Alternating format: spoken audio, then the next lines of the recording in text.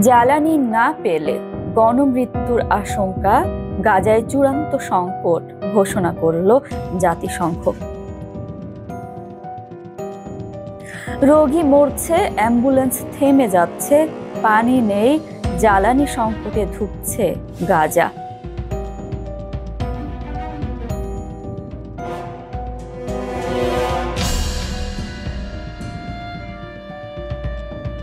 এই ভয়ঙ্কর সতর্কবার্তা দিয়েছে জাতিসংঘের মানবিক সহায়তা বিভাগ OCHA।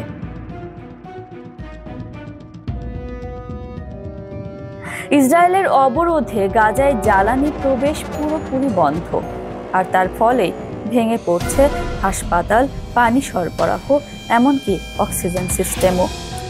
জাতিসংঘ জানায়, এই মুহূর্তে কার্যত কোনো জ্বালানি মজুত নেই।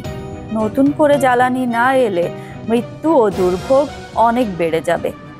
আল শিফা হাসপাতালের পরিচালক ডাক্তার মোহাম্মদ আবু সালমিয়া বলেন, জেনারেটর চালানোর মতো জ্বালানি নেই।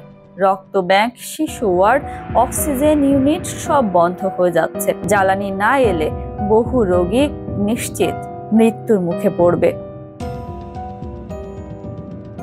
গত কয়েক সপ্তাহে কিছু খাবার ঢুকলেও জ্বালানি প্রবেশ একেবারে বন্ধ, যার ফলে স্বাস্থ্য ব্যবস্থা ও মানবিক সহায়তা একেবারে বিপর্যস্ত।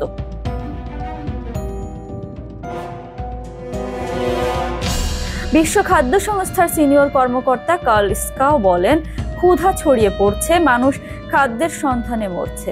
আমরা সাহায্য দিতে পারছি না, আমাদের দলও হামলার শিকার হচ্ছে। এর মধ্যে দেখা যাচ্ছে মেনিনজাইটিসের মতো প্রাণঘাতী রোগ ছড়িয়ে পড়ছে, বিশেষ করে শিশুদের মধ্যে।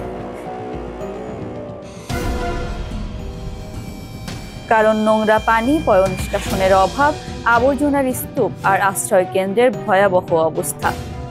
মঙ্গলবার ইসরায়েলি হামলায় কমপক্ষে 95 জন ফিলিস্তিনি নিহত হন, যাদের বেশিরভাগই আশ্রয় শিবিরে ছিলেন। জাতিসংঘ ও মানবাধিকার সংগঠনগুলো বলছে, গাজায় চলমান হামলা গণহত্যার শামিল।